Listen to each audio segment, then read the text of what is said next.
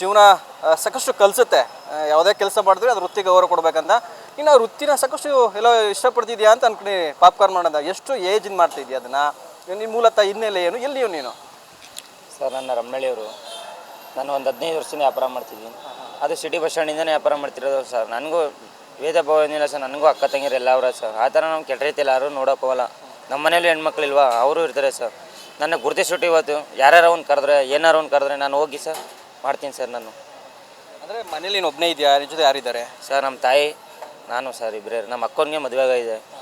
ನಾನು ನಮ್ಮ ಅಮ್ಮನೇ ಇರೋದು ಇಬ್ಬರು. ತಂದೆ ತೀರೋಗ್ಬಿಟ್ರು ಸರ್, 22 ವರ್ಷ ಆಯಿತು. ಅಂದರೆ ಅಮ್ಮನ ಜವಾಬ್ದಾರಿ ಎಲ್ಲ ನಿನ್ನ ಮೇಲೆ ಇದೆ? ಹ್ಞೂ ಸರ್.